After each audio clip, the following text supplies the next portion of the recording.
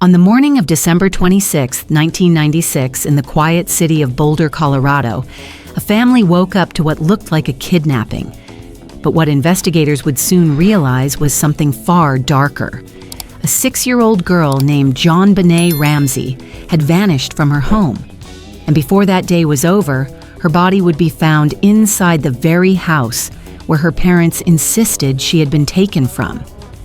This is not just one of the most infamous unsolved cases in American history.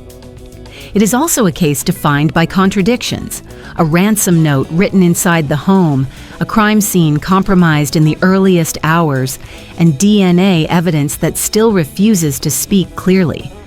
Nearly 30 years later, one question remains painfully open: who killed JonBenét Ramsey, and why has justice taken so long?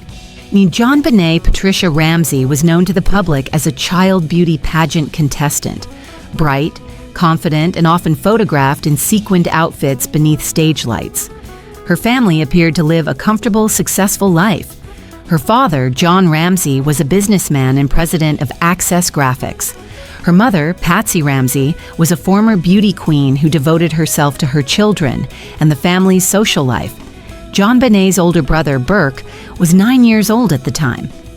The Ramseys lived at 755 15th Street, a large home in Boulder, a place that should have been safe. But on Christmas night of 1996, safety vanished.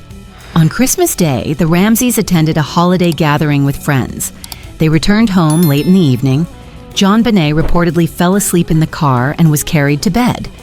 The family was preparing for a trip the next day. Everything seemed normal until the next morning. At approximately 5:52 a.m., Patsy Ramsey dialed 911.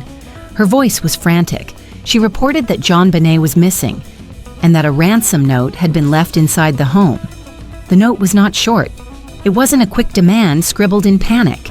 It was 3 pages long, written on paper that came from the Ramsey home itself, using a pen that also belonged to the household.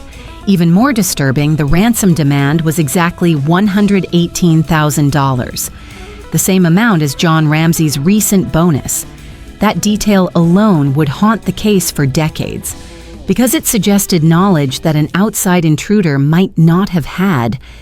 Yet the note also contained strange phrasing and dramatic language, resembling lines from popular movies. On the note didn't feel like a typical ransom demand.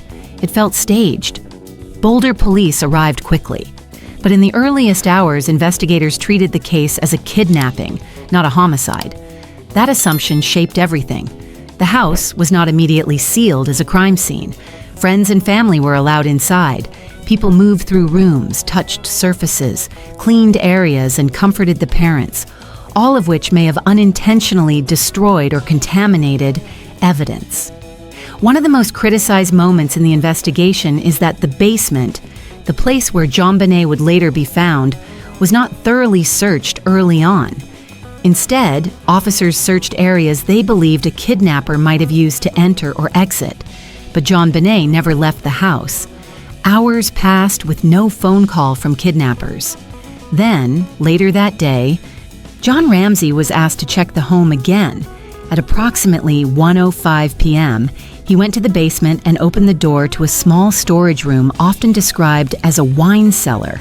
Inside, he found JonBenét. Her body was on the floor, covered with a blanket.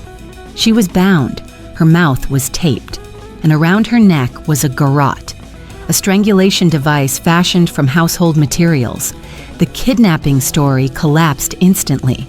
This was now a homicide, and the killer had been in the home. The autopsy revealed devastating details. JonBenét died from asphyxiation due to strangulation, combined with severe head trauma. The head injury was significant, but the strangulation appeared to have happened as well, meaning this was not a single accidental blow. The autopsy also noted injuries consistent with prior sexual assault. Now, there was no definitive semen evidence, but there were signs of trauma that deepened the horror of what occurred. The brutality of the crime made one thing clear. This was not a simple burglary gone wrong. This was personal, deliberate, and cruel. From the beginning, the case split into competing narratives. An unknown person entered the home, assaulted and killed JonBenét, and left behind a ransom note to misdirect investigators. Supporters of this theory point to unidentified DNA evidence, possible entry points, the complexity of the garrote, the absence of a clear family confession. Something happened inside the home, accidental or intentional, and was later covered up using staging. The ransom note, the bindings, and the attempted kidnapping narrative. The supporters point to ransom note written inside the home, no clear forced entry, unusual behavior and inconsistencies, the fact the body remained inside the house. Both theories have flaws, and both have supporters who are absolutely convinced. Among all the speculation, there is one category of evidence that remains central: DNA. Investigators recovered small amounts of unidentified male DNA from JonBenét's clothing, including her underwear and long johns, in areas consistent with the assault described in the autopsy. This DNA did not match anyone in the Ramsey family. Early DNA testing in the late 1990s used PCR-based STR analysis. It could amplify small samples, but mixtures and low-quality material made interpretation difficult. At first, only partial profiles could be developed. By 2003, an improved testing produced a more complete profile. That profile was entered into CODIS, the National DNA Database, and yet, no match was found. Not then. Not in the years that followed. The DNA remained an unidentified offender sample, a silent witness. In 2008, Boulder District Attorney Mary Lacey publicly stated that the Ramsey family should be considered exonerated, based largely on advanced DNA testing. Her statement fueled national headlines and shifted public perception. To many, it seemed like confirmation that an intruder was responsible. But critics argued that the DNA was too small in quantity and too complex in mixture to be treated as definitive proof. They also warned about misunderstandings around touch DNA, which can be transferred through casual contact and may not always represent the perpetrator. Even today, where experts disagree on what the DNA truly means. Was it the killer, or was it contamination? Or could it have come from manufacturing or handling before the crime? The truth is, DNA is powerful, but it must always be interpreted in context. Despite decades of investigation, no one has been charged, and the Boulder Police Department has repeatedly stated that the homicide remains an active, high-priority investigation. The reason this case refuses to die is simple. There is enough evidence to keep hope alive, but not enough clarity to end the debate. The ransom note remains one of the strangest in criminal history. The crime scene was compromised early, and public pressure has been relentless. For the Ramsey family, this case became more than a tragedy. It became a trial conducted in the media, even without charges, or the public often treated them as guilty. JonBenét's image became a symbol, not only of lost innocence, but of how modern media can shape narratives long before facts are settled. In recent years, cold cases across the United States have been solved through investigative genetic genealogy, the same method used in the Golden State Killer case. This approach doesn't rely on CODIS matches alone.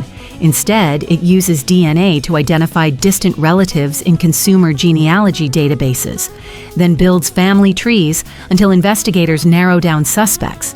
It has changed criminal investigations forever, and in the JonBenét case, it represents the most realistic path toward resolution. According to recent department updates, older evidence has been retested using modern DNA methods, and investigators have continued conducting interviews based on tips. John Ramsey has publicly advocated for the use of genetic genealogy, arguing that the unknown male DNA profile should be pursued aggressively with today's tools. The key question is whether enough usable DNA exists to generate the kind of profile required for genealogy, because these methods often require more genetic information than standard STR profiles. But the technology continues to improve. Labs can now work with smaller, more degraded samples than ever before. Nearly 3 decades have passed, but time doesn't erase evidence. It only tests whether investigators remain willing to chase it. The JonBenét Ramsey case is painful, not just because a child was murdered, but because the truth has been delayed for so long. The unknown male DNA remains the most tangible physical clue in the case. It is confirmed. It is foreign. And it has never been identified. If investigative genealogy is applied fully, and if the evidence is sufficient, then 2026 could become a turning point. Not because of rumors, not because of theories, but because of science. So as the 30th anniversary approaches, the case stands at the edge of possibility. The samples still exist. The tools have evolved. The databases are larger than ever. And justice, when pursued with persistence, sometimes arrives after decades of silence. Not in dramatic confessions, but in quiet lab results that finally connect an unknown profile to a real human name. Until that moment comes, the case remains open. The questions remain, and the world continues to wait. Because one truth still stands: JonBenét Ramsey deserves an answer.